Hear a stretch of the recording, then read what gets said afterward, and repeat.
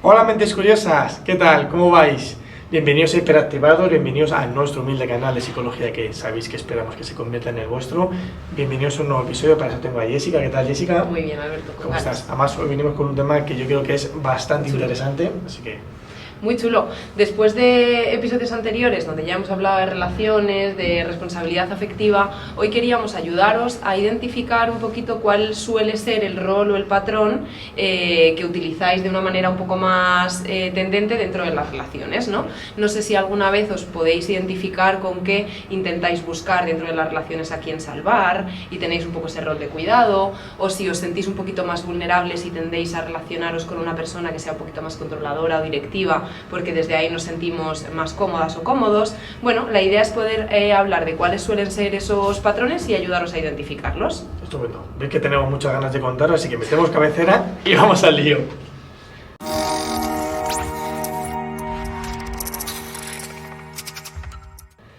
Bueno, pues nada, antes de empezar, pediros como siempre que os suscribáis al canal, que al final es gratuito, que nos ayudáis a impulsarlo y a llegar a más gente, así que os invitamos a dar al botoncito y empezamos. Como tal. Vamos a empezar, además poniendo un poco ya de nombres. Vamos a volvernos un poco pedantes y vamos a intentar hacer un poco también esto con algunas cosas un poco más formal. Queremos hablar del triángulo dramático de Karman, ¿vale? Que Karman es un psiquiatra estadounidense, ¿no? Que en 1968 escribió un artículo en el que analizaba cuáles eran los diferentes roles que se daban en los cuentos de hadas, en los fairy tales que llaman, y hablaban de cómo se provocaban determinados guiones dramáticos en estas relaciones. Entonces, esto, que servía para analizar las relaciones en los cuentos de hadas, se ve que se extrapola, ¿no? en nuestro día a día y en nuestras relaciones. Esto lo analiza mucho desde el análisis transaccional.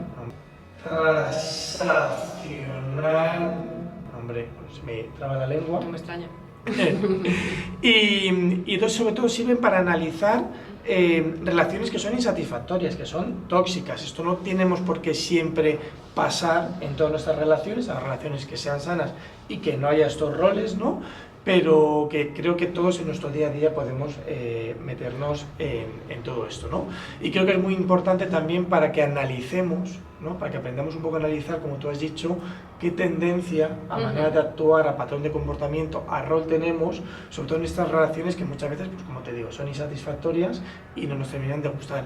Entonces vamos a ver que se dan todo tipo de relaciones, siempre tendemos a pensar en relaciones de pareja, en relaciones sexoafectivas, pero se va a dar en relaciones familiares mucho, en relaciones de amistad y en relaciones de trabajo. Así que si te parece, pasamos a definir un poco cuáles son los roles. Contextualizamos un poquito, sí, los roles. Os vamos a dejar por aquí también una imagen, pero bueno, al final los roles serían tres: víctima, salvador y perseguidor.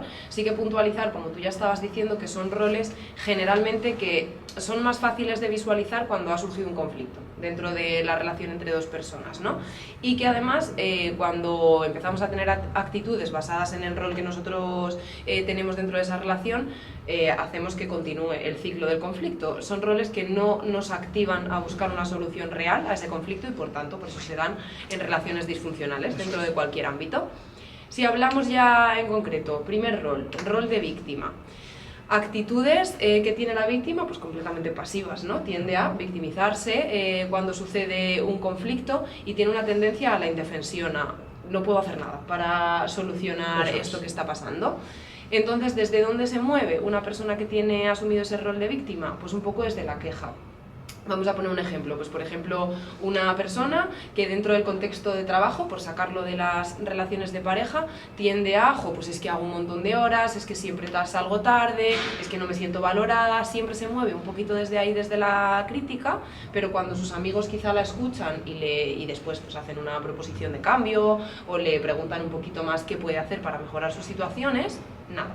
No puedo hacer nada, no puedo salir de ahí, un poco esa indefensión aprendida, ¿no? Por eso se perpetúa un poco ese ciclo donde romper es un poco complicado. A veces la víctima no es con respecto a una persona, ¿no? Y puede ser con respecto al final a una vida, un sentimiento de que la vida, ¿no? Te es injusta y nos anclamos en esa queja, que luego vamos a analizar más cosillas porque es interesante. Siguiente rol, Jessica. Siguiente rol de salvador, que yo creo que con yo tengo la sensación de que hay un montón de personas que se sienten identificadas. Yo cuando preparaba el vídeo y me veía que, ojo, que estaba metido en todos los, Sí, todos los roles, pero yo creo que también un poco por la profesión, yo creo que tendemos a tirar al salvador, ¿no? Sí. Y ya veremos que cuando analicemos luego individualmente cada rol, cómo tiene unas consecuencias también que pueden ser bastante negativas. Y cómo hemos llegado ahí, Sí, que al final tenemos que también. hacer también un poquito revisión de experiencias pasadas. Ese rol de salvador, pues como dice el nombre, que tiene la tendencia a intentar arreglar lo que le pasa a otra persona, intentar salvar, al cuidado un poco paternalista, ¿no? Incluso en ese sentido, desde él tengo que intervenir incluso de manera excesiva porque siento que soy la persona más... bueno, que mejor puede solucionar eso que a ti te está pasando, por contra al anterior que tenía una actitud como muy pasiva. Además se relacionan, ¿no? Víctima, la víctima necesita un salvador y el salvador necesita tener una víctima a quien salvar. Que eso, luego lo que pasa con esto es que se acaban generando relaciones, como estamos hablando, que son patrones de conducta, ¿no? Patrones de relación y insatisfactorios y tóxicos, Claro. porque se están generando, porque el salvador necesita, y luego lo vamos a ver, necesita generar una víctima para él poder ser útil, para él poder Claro. sentirse válido a través de ayudar. Pero ¿y qué pasa cuando esa relación avanza entre salvador y víctima? Que al final el salvador pues se acaba quemando un poco desde el es que tengo ese rol de cuidado excesivo que me sobrecarga y encima veo que tú no te movilizas para resolver las cosas de una manera externa a mí y entonces, bueno, pues al final deposito un poco mi irritabilidad, lo que sea contigo y eso que al principio parecía una simbiosis pues se convierte en tóxico, ¿no? Hablaremos más de eso. Sí, Justo. Y el último El perseguidor. patrón. Es el que menos nos gusta vernos ahí, ¿eh? Sí, pero que también lo tenemos. También lo Todos. tenemos. El perseguidor al final siente que está en una posición de superioridad con respecto al problema o a la otra persona, ¿no? Y entonces tiene una actitud un poco desde el control, Sí. desde la crítica y el castigo, incluso al otro, ¿no? Por ejemplo, en relación con una víctima que se mueve desde la queja, pues este otro se va a poner en una superioridad moral o actitudinal desde luego y lo que va a ir haciendo es criticar esa inmovilización que está teniendo la otra persona, igualmente pues perpetuando la relación tóxica entre ellas. El rol de perseguidor lo asociamos mucho a un rol de narcisista, Sí. de esta persona que se siente, como tú dices, ¿no? Superior moralmente, con mayores incluso recursos, y muchas veces lo que esconde el perseguidor, lo vamos a comentar, ¿no? Es una inseguridad y una incapacidad para gestionar sus propios problemas también, que lo que hace es volcarlo sobre esa persona que él también genera víctima, porque lo interesante del triángulo es lo que te digo, ¿no? La víctima se relaciona directamente, necesita un perseguidor que la haga víctima para que él pueda seguir o ella pueda seguir en este rol de pobrecita yo, porque la víctima tiende a no responsabilizarse de la situación, porque claro, yo soy la víctima y por lo tanto es a mí a quien se me tiene que ayudar. Necesita un salvador que la salve, el salvador necesita a la víctima, esto en el triángulo, vamos a poner un gráfico, ¿no? Donde pongamos el triángulo de diferentes relaciones con flechas. Entonces tenemos que el salvador se relaciona con víctima y necesita un perseguidor que genere una víctima también, pero el perseguidor solo se relaciona con la víctima. Si veis la flechita, solo va del perseguidor a la víctima, porque el perseguidor lo que va a atender es a que no hay un salvador. Él va a buscar muchas veces, por eso los perseguidores lo que buscan es aislar a la víctima para perpetuar el rol de víctima para que él pueda seguir siendo el rol de, pues oye, pues es que en el fondo también me necesitas, Justo. pero desde otro punto de vista del salvador. Justo. Al final había una frase que leía, ese necesito que me necesites, Eso es. ¿no? Que creo que es como lo que define un poco a ese rol de perseguidor, que también está buscando, o sea, también hay una utilidad dentro de que él se comporte de esta manera. Vale. Yo creo que lo interesante es analizar, aunque luego vamos a hacer vídeos individuales de cada rol, ¿no? Entender que este triángulo al final se ocurre porque son distintas maneras de, uno, de buscar afecto y otro, de un uso equivocado de la ira. Así que explico el del afecto y luego explicas el de la ira, ¿te parece? Perdón. Al final, todos, ¿no? Al final es una necesidad, unas carencias a nivel afectivo que buscan cubrirlas. Por ejemplo, lo que decimos, ¿no? El Salvador tiene unas carencias de que él ha aprendido a que, como es útil, como se siente validado, es ayudando y salvando, incluso en momentos donde no se pide que se le salve y no se pide la ayuda, ¿no? La víctima busca esa búsqueda de afecto, esa validación y ese querer a través de, oye, tengo este problema, la compasión, necesito que me ayudes y ayúdame, ¿no? Consuelo total. Exactamente. Y el perseguidor es lo que digo, es como no tiene esas habilidades para hacerse cargo de sus propias dificultades o del propio conflicto, lo que busca es, voy a generar una víctima, te voy a ti a hacer responsable, te voy a generar una culpabilización, te voy a criticar, te voy a ciertamente también manipular, que esto creo que es muy interesante, porque el perseguidor genera mucho gaslighting, ¿no? Y eso es un tema que creo también que es interesante que pudiéramos hablar en futuros vídeos. Sí. Y entonces cuando la otra persona, cuando la víctima le pide perdón, es cuando ahí el perseguidor se siente reforzado, es, bueno, pues si me pide perdón es porque me valora, es porque me quiere. Al final son distintas maneras de buscar un afecto, todas ellas de manera al final patológica, negativa. Claro, tendremos que ver después también cómo poder acercarnos un poquito a lograr expresar eso de una manera pues más funcional o más saludable, ¿no? Me doy cuenta de una cosa, Jessica, mira que estoy aquí como moviéndome porque como se refleja en el en los focos tal. No lo podemos tapar. Si me veis haciendo así, bailando un poquito en la silla. Lo estamos intentando, yo no me había dado cuenta, la verdad. Yo sí, yo me estaba viendo ahora levantando el hombro y digo, la gente que lo vea, bueno. Mi atención tampoco da para más. Vamos a seguir. Sí. Perdón, sí, Jessica. Sí, relaciones al final un poco disfuncionales con la búsqueda de afecto. Sí. Y vamos a explicar que también hacen un mal uso de la expresión de la ira, ¿no? Ahí es donde estábamos. Las personas que tienen un rol más de víctima, ¿qué es lo que sucede? Que la reprimen, no la reconocen, no se identifican, ¿no? con esa emoción, por eso la crítica. Sí, perdón, que sí, estás pensando estoy algo... focalizado, no, estoy ya focalizado, perdón. Vale, la tienen como una emoción negada, la ira, entonces por eso no la expresan. El ejemplo que poníamos antes del trabajo, ¿no? Yo sí que soy capaz de identificar que estoy disconforme con el trabajo, pero como no me enfado o no identifico esa emoción de enfado, sino exclusivamente de descontento, pues desde ahí tampoco me movilizo, ¿no? Para hacer un cambio y simplemente pues busco que sean un poco lastimeros también y conmigo. Salvadores, no se permiten mostrar la ira, ¿no? Porque como tengo que cuidar, yo no puedo mostrar eso que estoy eso es sintiendo. Interesantísimo. Luego lo veremos. Claro, o sea, necesitan involucrarse en el cuidado del otro, entonces restan o minimizan el valor que tiene verdaderamente lo que ellos están sintiendo. Por eso hablábamos antes de que al final eso suele propiciar pues, un desgaste bestial, que normalmente, por ejemplo, cuando acuden a terapias, cuando ya han llegado al extremo, es que llevo toda la vida cuidando, ¿no? A mis relaciones familiares, mis relaciones de pareja siempre he intentado salvar, entonces, bueno, desde ahí van acumulando y cuando obviamente llegan ya a un extremo es cuando suelen pedir ayuda.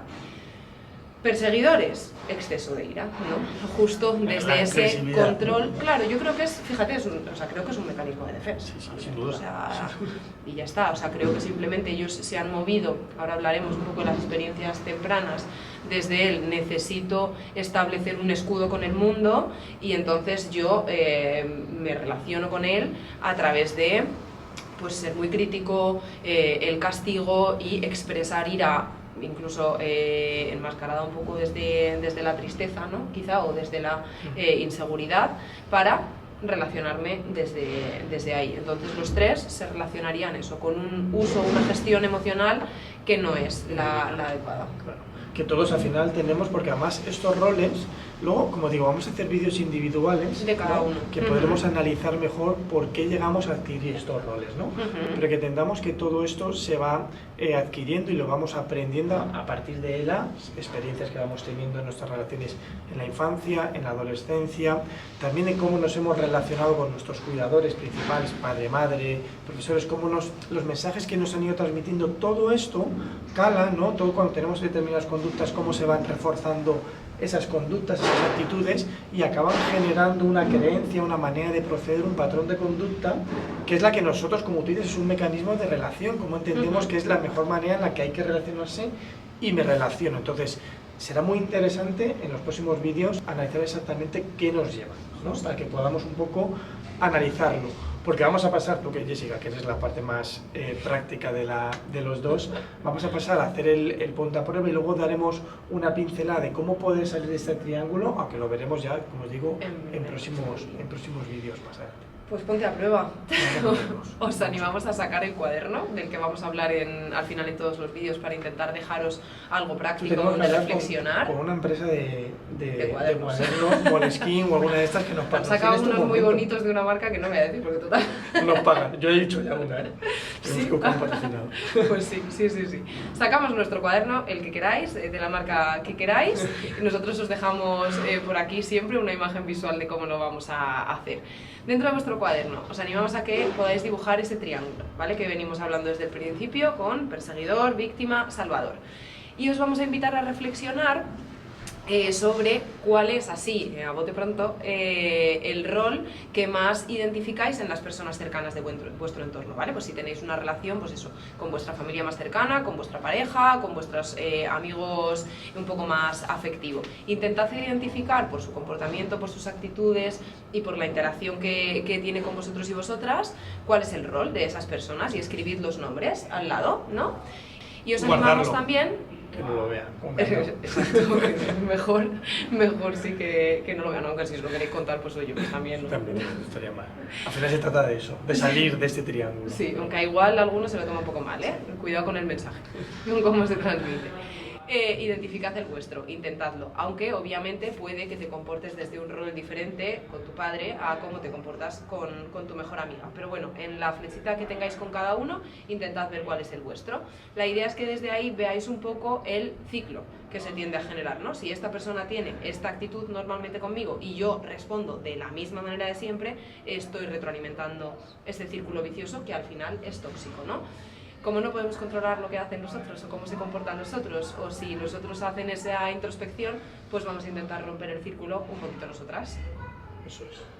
Luego lo vamos a ver, ¿no? Te digo, en el vídeo de cada uno veremos cómo romper un poco más con el nuestro, sí. Para terminar este vídeo es un poco entender que se puede salir de este triángulo, ¿vale? Que lo que pasa es que salir del triángulo muchas veces no se sale, sino que se rota. ¿Vale? Muchas veces, por ejemplo, vemos que la víctima, cansada de quejarse, ¿no? Y cansada de ser perseguida y ser la víctima de un verdugo, ¿no?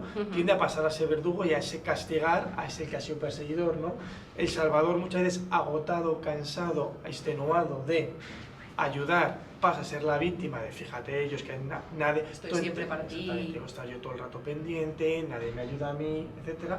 Y el perseguidor muchas veces con sentimiento de culpa por haberse reconocido como perseguidor pasa a la figura de salvador, ¿no? Entonces no salimos del triángulo sino que hemos rotado el rol. Hay también la verdad que no sé si es un psicólogo o un psiquiatra, Acey Choi, que en 1990 generó otro triángulo que se llama el triángulo ganador, que es cómo deberían pasar estos roles a ser otro rol distinto, ¿no? Y hablaría, por ejemplo, que la víctima tendría que ser persona vulnerable y responsable, es decir, todos sabemos que tenemos problemas, tenemos que hacernos cargo de ellos y tenemos que hasta poder un poco quejarnos y decir, fíjate, esta es la mierda que tengo, ¿no? Pero que seamos conscientes, seamos capaces de que podemos y que la responsabilidad de salir de esto, de este problema, es nuestra, y eso a veces implica hacer una búsqueda de un profesional.